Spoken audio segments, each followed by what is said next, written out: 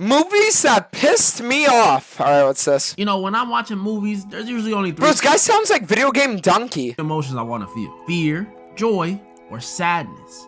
But sometimes when watching movies, there's a 4th emotion that sneaks up on you.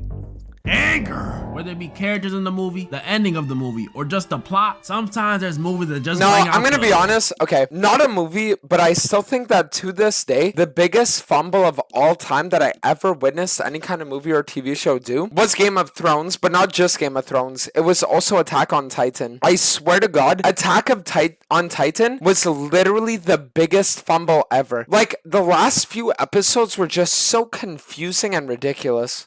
rage in me. So I thought I'd go over some. Today, ladies and gentlemen. Yo, you guys know motherfucking Donald? Best hacker in the world. Jonathan, I'm the 6 months on Mac. I'll be going over some movies that pissed me off. I'm sweating just thinking about it. And in the end, I'll go over the movie that angered me more. Bro, is this a cock movie? What even is that? The first movie that comes to mind is Dragon Ball Evolution. And honestly, most live action adaptations. Live action adaptations are one of those things that always fascinated me as a kid. But now, I can't stand the sight of one. Something about the show or video game or book you love coming to life was just so cool. Like, I still remember Googling pictures of Pokemon. Yeah, because I feel like back in the day, what it was is that people did live action adaptations to pay homage to all of these like crazy, amazing things. And nowadays, what it is it's just like film studios wanting to fulfill quotas. So then they just do live action remakes that are the shittiest thing ever of shows that they know are guaranteed to get at least a little bit of an audience because they already have a pre-existing one. Real life, especially Gardevoir. Especially Gardevoir. But the movie that broke this fantasy for me was the worst live adaptation movie ever. Dragon Ball Evolution. I got a lot of comments telling me to go over this. And I think there's someone that's Goku, right? Y'all knew how I would feel about it. If you don't know this movie, this is the live adaptation of my favorite anime of all time, Dragon Ball Z. Yeah, but no one's even Asian, bro. Everyone's a white dude. What? And this movie. Well, I mean, there are a few Asians. It's like the main character is a white dude, bro, and his hair looks weird as fuck. It's so. I'm not usually a hard critic, but I mean it. This movie is terrible. I've never seen a movie get so many things from its original source wrong. And don't think I'm one of those nitpicking dudes obsessing over small details. Goku's undershirt is actually a lighter blue. No, this movie got major things wrong. Instead of Goku being this Saiyan warrior monkey boy that everyone knows him as, in this movie, he's a high school student. A white American teenage high school student. Real. Come on, bro. Goku's supposed to be fighting androids and flamboyant aliens, not school bullies and quiet kids. And it doesn't just end at Goku being a high schooler, no. They also got him following this fugazi karate kid with 2002 Spider-Man storyline. He even got his own Uncle Ben scene and everything. I wish I was making this stuff up. Okay, guys, $1 million movie idea. You make it so that Goku sits there and he always comes into a situation where the same two people are always fighting, but he always ends up beating up the wrong guy. Like, he beats up the bully. And then one day the bully just gets tired of it, tells his best friend, don't come to school tomorrow, and then the rest is history, you know what I mean? But I'm not. What pisses me off the most about this is, did they even try, like, at all? I would say they got some messed up AI summary of the movie, but this dropped 16 years ago. So this means the dudes behind this film looked over at the Dragon Ball manga and anime DVD sitting on their desk and said, F it. Let's read a quick summary on Wikipedia and do it off the dome. And the crazy thing is, Dragon Ball is so popular, you don't even really gotta know Dragon Ball to see how bad it is either. We can do straight visual. Look at Goku in the show, now look at him in the movie. Goku's teacher in the show, now look at him in the movie. Goku's signature move, you know, the Kamehameha, everyone knows it. In the show, now look at it in the movie. Why is it blue air? They even did one of the coolest villains in the entire series dirty. Piccolo in the show? Now, that's not Piccolo, bro. They made him light skinned. How y'all gonna make the one green dude a light skin? This movie just hurts. I mean, it's not light skinned, just the fact that he doesn't look like a villain. One of the worst movies ever. But that's how it is for most live action adaptations, sadly. They all suck. Most of the Disney ones, trash. The anime ones like Death Note, trash. The Sonic movie, nah, it was good. I can't lie. And then the one I have at second worst. Yeah, but in all fairness, the Sonic movie literally had to be redone like 4 times because every single time they would release what the character would look like, a bunch of people would spurg out and talk about how shitty it was, so then it would force them to change it again. The Avatar movie. Bro, this movie was cheeks. Who is on? But adaptations, they do piss me off, but it's more like a disappointment. A movie that bugs me a bit more than adaptations though is Friday the 13th. This is the first of these movies I'd say I'm a pretty big fan of. I mess with the game heavy, like heavy. Was that like the him? whole summer camp killer horror movie vibe. Like Sleepaway Camp and Fear Street 1978. Those are some of my favorites. And of course, I love Jason. Honestly, all the killers from this franchise. Jason, Jason's mom, that one random dude, Jason X, I love them all. With all these positives, what could possibly be pissing me off? The characters. Except for a few exceptions, these dudes are not only so easy to forget, but these dudes' decisions are so dang stupid. Jason's great at hunting people and stuff. Did that guy just try fist fighting a guy with a machete? Easy for him. If they're not dying because of randomly going to take a piss in the woods, they're dying because they just can't keep it in their dang pants. I ain't saying I wouldn't want to do the same. I mean, I'm only human after all. But there's a time and a place. They know they're at Camp Crystal Lake. It's also the way they go about it. Like, yeah, but in all fairness, I feel like that is like a complaint that you could have for literally every single horror movie. Like, oh, the main characters are retarded. You know what I mean? Like, yeah, that's literally every single horror movie. You know, like, Friday the 13th isn't an exception. they'll be in the middle of the woods and hear a scream in the distance. What was that? I don't know. Take your top off to be safe. And this ain't just a Friday issue. This is a horror movie thing. Throw them out Yeah, there, exactly. too. Plenty of horror movies got That's plenty what I of was characters saying. making plenty of stupid decisions that just frustrate me. Saw got like 25 movies and they got at least one dummy in every one of them. No pun intended. Scream got people refusing to unmask the killer and trying to fit through doggy doors. Like, what are you doing? Same thing with The Ring. Hella dummies. And this one especially gets me mad because who in their right mind is watching a cursed tape that kills you? Who? That just flat out ain't smart. And the sad part is, as much as I'm flaming these horror movie characters, some of y'all watching this would do the same things, especially when it comes to The Ring. If this tape dropped today, okay, I know for guys, be honest. If The Ring did drop today and you knew there was a video of it on TikTok, type 1 if you would genuinely watch that shit. Honestly. for a fact, some of y'all watching is gonna be tapping in. And if you're saying it's not me, it's not, no, it's probably you, bro. It's probably you. Don't lie to me. Be But honest. No characters in a horror movie piss me off more than the parents from A Quiet Place. Oh my goodness. In a world where if you make noise, you die, these two not only decided to have a baby, which is one, so irresponsible, they pretty much gave this baby a death sentence, and two, I mean, it also shows that the dad has weak dick game. Because if she's not sitting there like, ah, then it's like, bro, you know what I mean? Like, what are you doing, dude? So, I mean, if anything, like, the dad literally just has weak-ass fucking dick game, bro. how did they manage to get down without making a noise? I need to know. But they also were the reason their other baby died. A lot of people like to blame the daughter for not noticing the kid take the batteries, which is fair, I guess. But me, I blame the parents for not watching their dang kid. You telling me they were walking for how long and ain't looked back once and noticed a toy playing in this kid's hand? And why was the youngest in the back anyways? Well, what is this? Again, this is a world where you could die from. How it should always be is there's one parent in the front and one parent in the back, always. If it's any other setup, it just doesn't make sense, ever. Making noise. Literally me going, my 23 years on this earth will be over. You can slide with a little negligence in the real world, but in this one, nah. This is why I'm so passionate about telling y'all how I would survive these things, man. These dudes be stupid. But I digress, because like I said a while back ago, I can make a whole video on stupid decisions in horror movies. And now, before I go over the movie that pissed me off the most, I gotta talk about a type of movie that pisses us off as a collective. Musicals. I hate musicals. I know some people love them, but if you're asking me, It depends. Some are good, some are good. Like, for example, the Beauty and the Beast movie that came out years ago, I think that one was like a really good one. One of my favorites of all time was the Phantom of the Opera one, but it depends. Like, if it's a forced musical, bro, like, okay, Them are come on. terrible. Unless it's something made by old Disney or like Grease or something, they're butt. Especially nowadays. The new Joker movie, that movie was trash. Everything Yeah, I didn't was even good in watch the that first one. Ruined. Same thing with the new Mean Girls movie. What a fall from grace. Just because they sung Jingle Bell Rock in the first one doesn't mean you make the second one a musical. Wicked is another one. Oh my. You know what? Yeah, Wicked wasn't good either. I didn't like that one. I'm gonna just keep my opinion to myself.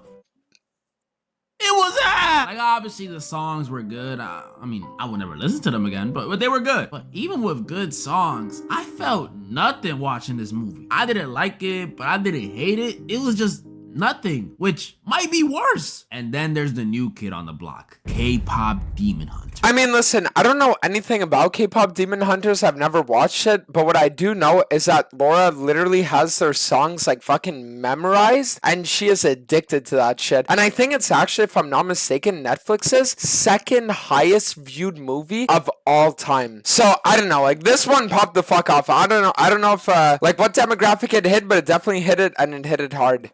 I know I'm late to the party, but I got some things I want to say about this movie. And before the K-pop fans attack me, calm down, Slick. Hear me out. Now, when I initially saw this movie on my Netflix feed, I was already skeptical. A musical movie about K-pop singers hunting demons? And Liza Koshy's in it? What even is this? So after putting it off for a while, I watched it. Me, a musical hater, sat down and watched the musical K-pop Demon Hunters. And if I'm being honest, without sparing any feelings, this movie wasn't bad. It wasn't bad at all. I dare even say. So why didn't make the list then? But there was something that pissed me off. For something that's not normally my cup of tea, it was good. The animation was good with the new Sony Spider-Verse thing going on. The music, bro, outside of New Jeans and that one song from 2K16, I wasn't a K-pop guy ever. But this movie had some bangers. I liked all the songs, but Soda Pop and Golden were the best ones. Hands down, hands down. And then of course, the main characters, Rumi, Mira, and Zoe. Even them, I can't lie, they're all likable. Zoe's my favorite. Only thing I will say that actually pissed me off about this movie, Rumi's adoptive mom. Oh my goodness, she was the worst. Bro, the entire final act could have been avoided if she just sat down Mira and Zoe when they were young and told them, hey, so Rumi's kind of half demon, but she's good, so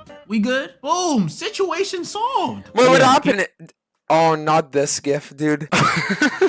Yo, I'm not gonna lie. I seen her sniffing a BBC. I'm not gonna lie, dude. I saw that version of this gif. K-pop Demon Hunters. I'm not gonna lie, guys. I saw that. I saw it. The ending did feel a little rushed, but it's calm.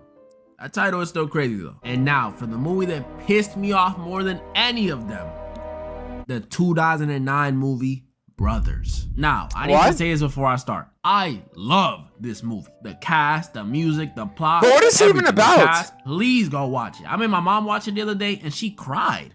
Go watch it. But Derek, I thought this movie pissed you off. Wait, hon. I mean, obviously he's not going to talk about. So wait, Brothers movie? What is it? A guy's captured by the Taliban. Okay. So then what? Oh, it does. If you've never seen this movie, we follow these two brothers who live two completely different lives. One being Sam, who's played by freaking Tobey Maguire, my boy. Best Spider-Man, that's the Spider-Man. No debate. Disagree, I'm smacking. And the other one being Tommy, who's played by Jake Gyllenhaal. I told y'all about this cast. Like most brothers, Sam and Tommy may come from the same parents, but they're different. Sam is a Marine with a happy family. He's got a wife, Grace, aka Padme, aka Natalie Portman. What the two? Let me guess. She fucks his brother. I'm guessing. Daughters, Isabel and Maggie. A house, you know, he has a happy family. While Tommy is a bum. Nah, just kidding. Not really. I don't know if he's broke, but he is an ex-convict, so not off to a good start. Point is, Sam good, Tommy unemployed disappointment. But one day, Sam being a Marine has to go back on tour to Afghanistan, which I always thought it was silly how they called going back to literal enemy territory a tour. Like, that doesn't sound war related at all. That sounds fun. If my dad told me at 6 years old, son, I'm going on tour to Afghanistan, I might just sneak in his luggage. That sounds lit. That's not the point though. Point is, Sam has to go back in the field, and y'all know how war goes. Before even touching down, Sam's helicopter gets shot down and he is presumed dead. R.I.P. His family gets word of it and obviously it hits them hard. His parents lost a son, Grace lost a husband, Tommy lost a brother, the two girls lost their father. I mean, even the people. Yeah, and then let me guess. She starts fucking his brother, and then afterwards it comes out that he was still alive, and then he comes back and now he's the cuck. Spider-Man. But that's actually been like a played out trope in a lot of movies. Probably like, what's there to get angry about, Derek? This is just sad. Well, after finding out about his brother's death, Tommy decides he has to step up and be there for his nieces. Being an alcoholic does in fact not pay bills. Aw, that's sweet. But while watching this positive shift in Tommy, I balled my fist a little because I had a feeling where this was going. It starts with Tommy visiting the girls while they make pancakes, then him getting his buddies to repaint their kitchen, then him helping set up Grace's birthday party, then him going ice skating with the girls, and then y'all see where this is going. Grace and Tommy start developing feelings for each other, and even kiss. Bro, this had me fuming on the first watch. Like, how could y'all do my boy Sam like this? Tommy, that is your brother. It's in the title. Now we're in diapers together. And you're the younger one? You're making us look bad. And Grace, you are a grown woman falling in love with two brothers. What you think this is? The Summer I Turned Pretty? Yeah, I'm hip. I know that show. But Derek, can't you see? Yeah, I know it too, because my girlfriend watches it all the time. Dude, I swear, having a girlfriend means that you're literally more involved and invested in the fucking, the random bullshit shows than you would normally be. Grieving and found comfort in one another, and in Tommy's case, this loss was making him a better person. Are you really that immature you can't understand their situations? First of all, yes, I am that immature. Second of all, this isn't a maturity issue. This is just wrong. I don't care that Grace is moving on or that Tommy is getting better. I like them. I'm happy for them. But does it have to be your brother's wife and your husband's brother? This is 2009, bro. Dating sites already existed. Anyone remember eHarmony? Yeah, one of my favorites. Why couldn't they just find somebody else? Yeah, who remembers, what was that one called? Ashley Madison. The one where it was literally made particularly for people that want to cheat on their spouses. And then they had a huge data leak and everyone got completely fucked because of it. And third of all, which is the reason this whole debacle pissed me off even more, I ain't tell you this, but Sam survived the crash. Yeah, so the whole time Tommy and Grace were over here enjoying each other's company, going ice skating, sharing drinks, kissing, Sam was trying to survive being tortured mentally, physically. Bro, he even murked his friend under threat of his family being killed. And he didn't even know what was going on back home. To be fair, they only kissed once, but can you imagine? Fuck, I hope they're doing okay. I need to get back to them one day. And then on the other side, you know, I never knew his brother was this hot.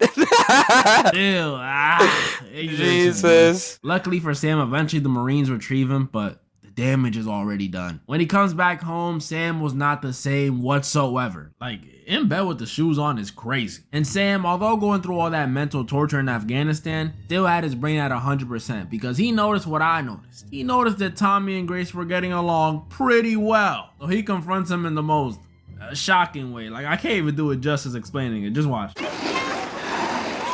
Did you her? Bro, this has me dead every time I rewatch it. Tommy is telling him no, he did not, which is actually the truth. They did not do anything besides kiss from what we saw. But he didn't tell him they did kiss, which still led to an issue. Because since he wasn't clear about this, a small part of Sam still felt like they were hiding something. I mean, their chemistry is undeniable. And all this leads up to the most infamous scene in the movie. Does he kill himself? Oh, the birthday scene. So after some feeling guilty. No, you know what the best thing would be? It would be if he sat there and for the birthday, he gives them generational trauma. You know what the ultimate man thing to do here would be? Like, obviously not the good thing, but like the ultimate man thing. Happy birthday, sweetie. I'm about to give you guys what everyone wants.